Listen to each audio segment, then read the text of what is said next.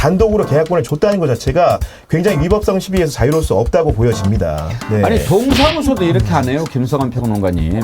당일날 계약했다는 건 그게 말이 됩니까? 당일날 계약하고 어떻게 행사 진행이 돼요? 대통령이 하는 행사를 이렇게 허술하게 하는 나라가 어디 있습니까, 세상에? 저는 이런 말씀 드리고 싶습니다. 민생토론회가 3번 카레입니까? 선거 전까지 석 달 동안 전국을 돌면서 뭐 민생 토론 윤석열 대통령 하지 않았습니까? 그게 민생 토론회라고 부를 수 없었죠. 뭐 정책 공약 남발하고 선거운동 하는 거 다 우리가 아는데 문제는요. 그렇게 많이 한 것도 문제인데 이걸 여는데 한 번에 1억 4천만 원 이상 들었다는 거예요. 예산이. 그런데 지난번에 저희가 예비비 사용해서 한번 문제점 지적한 거 있지요. 예비비라고 하는 것은 비상금이죠. 그 비상금 가장 많이 썼던 게 재작년에는 용산으로 대통령실 이전하는 거. 작년에는 뭡니까? 해외 순방하는데 제일 갖다 많이 써버린 거예요. 예비비를. 예산 놔두고. 기본 예산보다 2배가 더 넘는 돈을. 이것도 말이죠. 지금 오마이뉴스가 조사를 해서 보도를 한 건데 민생 토론회를 하는데 행사 용역 비용을 거의 긴급한 행사로 간주해가지고 수의 계약을 맺은 것으로 밝혀진 겁니다. 14번 중에 13번이 수의 계약이었는데 이 수의 계약이라고 하는 것은요. 요즘에는 민간도 잘 못합니다. 특히 국가를 당사자로 하는 것은 다 일반 경쟁 입찰 원칙을 지켜야 되는데 거의 수의 계약으로 했어요. 그런데 수의 계약을 하려면 국가계약법 7조 또 시행령 26조 1호를 보면 천재지변, 감염병 예방 및 확산 방지, 작전상의 병력 이동, 긴급한 행사, 긴급 복구가 필요한 수해 등 비상재해 원자재 가격 급등, 사고 방지 등을 위한 긴급한 안전진단 시설물 개선, 그 밖에 이에 준하는 경우에만 수의 계약을 할 수 있도록 되어 있어요. 구계영 기자님. 네. 그러면 지금 대통령실에서 이걸 수의 계약으로 한 것은 이 가운데 어디에 해당이 된다는 겁니까? 그러니까 일단은 긴급한 경우에만 그 경제 입찰을 하지 않고 수의 계약을 할 수 있는데 이렇게 했다라는 것 자체는 아니 20몇 차례나 했는데 뭐가 긴급했다는 거예요? 정말 말이 안 되게 느껴지고요. 특히 26차례, 14차례 조사했는데 상당수가 수의 계약이라는 건데 결국 저 어떻게 생각하냐면은 이게 원래는 뭘 대체한 거냐면 신년 업무 보고를 대체를 한 겁니다. 그리고 신년 업무 보고라는 거는 해마다 정례적으로 있었던 것이죠. 그럼 과거에 얼마를 썼나를 보면 됩니다. 봤더니 과거에는 부처별로 수백에서 만원, 수천만 원밖에 안 들었어요. 근데 이번에 굳이 밖에 나가서 전국을 순회하면서 하다 보니까 예전에 청와대 영빈관에서 장소를 바꿔서 한 거 아닙니까? 그러면서 이것저것 꾸미는 돈을 막 쓴 겁니다. 그래서 한 회당 어떻습니까? 평균적으로 조사를 해보니까 조사 대상인 평균 랩은 1억 4천만 원이라는 건데 이거는 전에 비해서 많게는 2~3배 이상 크게 늘어난 거거든요. 그렇기 때문에 이런 국민 혈세를 가지고 했다는 것 자체가 문제고 더군다나 이제 민생 토론회 자체가 정책이나 각종 개발 공약을 남발한 장 아니었습니까? 그래서 관권 선거를 했다고 하는데 결국 관권 선거에다 국민 혈세를 더 크게 썼다는 겁니다. 고무신을 줘야만 그게 불법 선거입니까? 아니라고 생각합니다. 이런 부분에 있어가지고도 국가 예산을 낭비했다는 것도 굉장히 큰 범죄 영역에 있을 때 생각이 들고요. 그리고 무엇보다도 기자가 당시에 수의 계약을 했던 당사 업체들을 찾아가 보니까 어떻습니까? 대표이사와 직원 한두 명 둔 소규모 업체라는 거 아닙니까? 그렇기 때문에 과연 이런 행사를 정상적으로 수행할 능력이 있는 것인지 없는지조차 검증이 제대로 되진 업체한테 경제 입찰이 아닌 단독으로 계약권을 줬다는 것 자체가 굉장히 위법성 시비에서 자유로울 수 없다고 보여집니다. 네. 아니 동사무소도 이렇게 하네요, 김성환 평론가님. 그럼요. 대통령실인데 심지어 말이죠. 행사 당일에 계약한 사례가 3건이나 있대요. 아니 예전에 대통령실 옮길 때 얘기 기억 안 나세요? 그때도 뭐 이런 네. 뭐 이상한 허접한 네, 말도 안 되는 그런 게 데서. 많았잖아요. 대통령실 공사는 그거는 보안 문제하고 연결이 되잖아요. 단순히 인테리어의 문제가 아니거든요. 예를 들어서 대통령실 안에 들어가가지고 대통령실 다 들여다보게 되잖아요. 무슨 시설이 있는지 다 알게 되고요. 그리고 시설을 하게 되면 거기에 보안 시설이 같이 따라 들어간단 말이에요. 그러니까 뭐 예를 들면 도감청 방지시설이라든가 이런 거하고 또 관련됐을 수 있기 때문에 굉장히 기밀을 요하는 그런 공사인데도 불구하고 그때 제가 기억나는 게 찾아가 보니까 그냥 뭐 어디 뭐 허름한 창고 같은데 있는 업체가 대통령실 인테리어 공사를 하고 막 그랬더라고요. 근데 이번에도 역시 마찬가지인 거예요.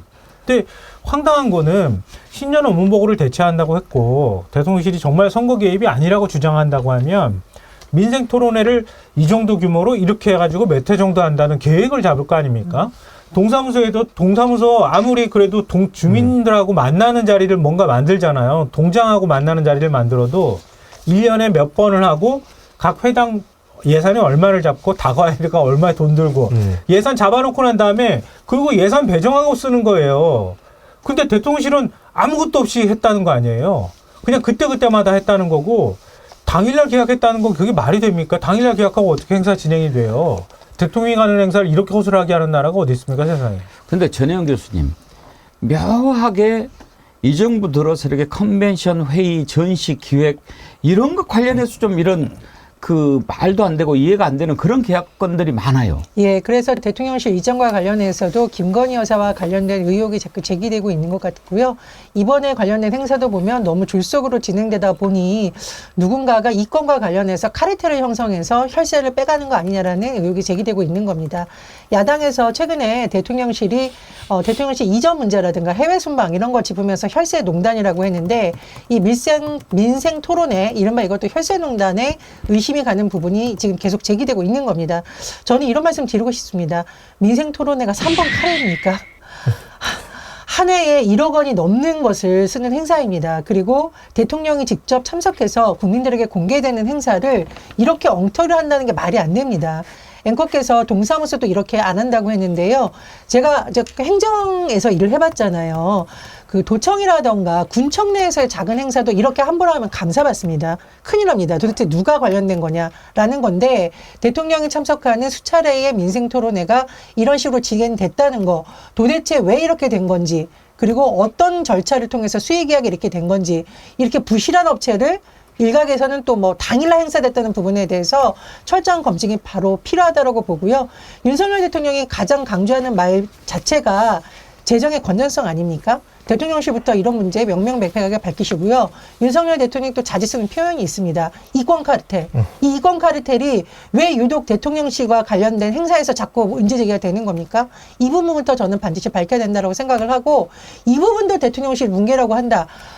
우리가 언제까지 맨날 수사 특검을 외쳐야 되는지 모르겠지만 그런 부분까지도 분명히 이어질 수 있는 대목이라고 생각이 됩니다. 우리 그 전혜연 대변인 말씀해 주신 대로 이런 일이 한두 번이 아니기 때문에 국민들이 정말 열을 내는 겁니다. 어떤 거냐면 과거에도 비록 최근입니다. 감사원 같은 경우에 대통령실 이전 과정을 감사하다가 방탄 유리 업체가 쉽게 얘기해서 허위 견적서를 써가지고 그래요. 공사비를 부풀렸다가 예. 수사하기로 했는데 지금 감감무소식입니다. 검찰의 수사이라는 게 지난해 10월인데 그 돈을 금품 수수를 했다거나 혹은 간부라든가 예를 들면 그 허위 경력서를 부풀린 시행업체 관계자가 어떤 처분을 받았는지 굉장히 지금 부지하 세월로 알 수 없는 상황이거든요. 그렇기 때문에 국민들이 또 다른 이런 유사사를 맞닥뜨렸을 때 이것도 과연 우리 검찰이라든가 경찰이라든가 수사기관들이 제대로 처분할 것인가 굉장히 의심하는 거거든요. 그렇기 때문에 이런 문제들은 방관하지 말고 지금 당장 엄정하게 수사해서 밝혀야 된다고 생각합니다. 그 대통령실 그 공사할 때도요. 코바나 컨텐츠 공사했던 업체가 대통령실 그 공사했다고 그래요. 해가지고 많이 시끄러웠어요. 예. 그리고 부산 엑스포 할 때도 김건희 여사가 뭐 슬로건을 만드니 어쩌니 그러면서 얘기를 했다고 하잖아요.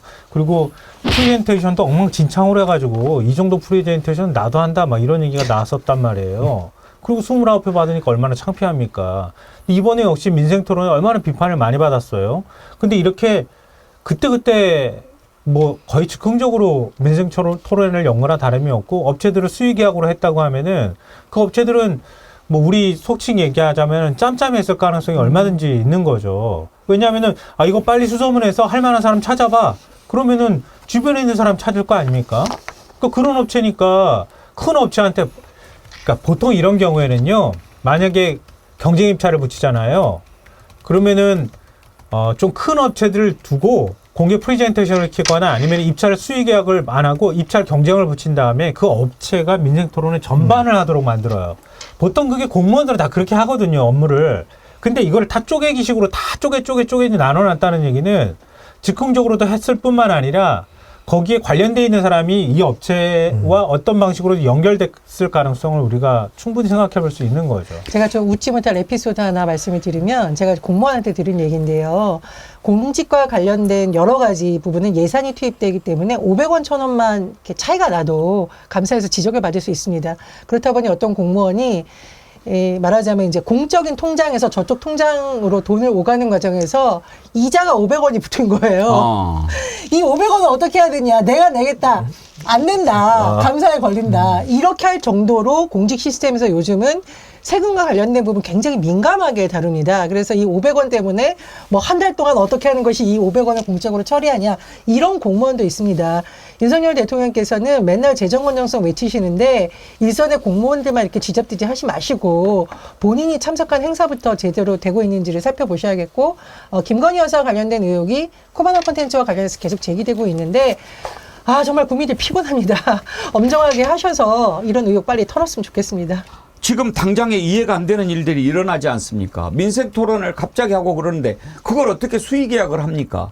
그러면은 분명히 수의 계약을 했으면 그걸로 인해서 챙긴 사람이 있을 거 아닙니까? 이걸 누가 챙겼는지 어떻게 해서 챙겼는지 이거 밝혀내야 되는 겁니다. 그런데요, 나쁜 권력은 어떤 식으로 나쁘냐면 끝까지 나쁩니다. 바닥까지 나쁩니다. 아주 저질입니다. 제가 한 가지 사례를 여러분께 말씀드릴게요. 5.18 끝나고 광주 민중항쟁 이후에 여러 가지 지역 감정이 더 나빠졌어요. 그때 당시에 막 그 여러 가지 놔두는 유언비어 가운데 경상도 군인이 전라도 사람들 씨말리러 왔네, 공수부대 다 경상도네, 이런 얘기가 있었는데 그거 다 유언비어죠. 아무튼 그런저런 것 해가지고 이제 경상도 출신 전두환이가 그런 짓을 했기 때문에 그런 말이 더 많이 나왔을 겁니다. 그러면서 그 다음에 어떤 것이 나왔냐면 동서화합을 위해서 대구하고 광주 간에 고속도로를 뚫자. 그렇게 해서 서로 좀 화합을 시켜보자. 이런 아이디어를 냈어요. 그건 뭐 누가 뭐라고 하겠습니까? 그런데 정말 놀라운 일이요. 경부고속도로 뭐 여러 가지 고속도로 다 여러분 잘 아시다시피 아스팔트로 깔려 있어요. 그런데 그때 당시에 광주하고 대구 사이에 고속도로를 88 고속도로라고 불렀는데 그거를 고속도로 사상 처음으로 시멘트로 깐 거예요. 고속도로를 시멘트로 깔면 어떻게 되겠습니까? 몇 가지 문제가 있는데 첫째는 타이어가 빨리 마모가 됩니다. 아무래도 아스팔트에 비해서 울퉁불퉁하니까요. 거기에다가 눈이 엄청나게 피곤합니다. 아스팔트는 검정색인데 시멘트 하얀색이 눈이 반사가 돼가지고 운전하는데 얼마나 힘들겠습니까? 그런데 왜 시멘트로 깔았는지 아십니까? 그때 당시에는 뭐 시멘트가 어떻게 해서 좋니 어쩌니 막 이런 말도 안 되는 잡설을 늘어놓았는데 나중에 알고 보니까 이순자 작은아버지인가가 시멘트 협회장을 하고 있었어요. 그런 것이 바로 나쁜 정권인 겁니다. 아니 세상에 광주 시민들의 상처를 치유한다고 광주와 대구 사이에 고속도로를 놓는다고 하면서 그 사이에도 뭔가를 빼먹으려고 하는 거란 말이에요. 끝이 없는 겁니다. 이 악한 사람들의 탐욕은. 다 밝혀지겠지만 지금 용산으로 옮기면서 해먹었던 거 지금 뭐 아니 그리고 앵간히 해야죠. 앵간히. 예? 민생 토론에 선거 앞두고 그거 하는 거 하지 말라고 그렇게 해서는 안 된다고 그 나라 돈 그렇게 쓰면 안 된다고 하는데 그 와중에도 그걸 막 수의 계약해가지고 또 몇 푼 챙겨먹고 이런 추접스러운 일들을 하고 있단 말입니다. 끝이 없는 겁니다. 악한 자의 탐욕은. 이거 다 밝혀내야 됩니다.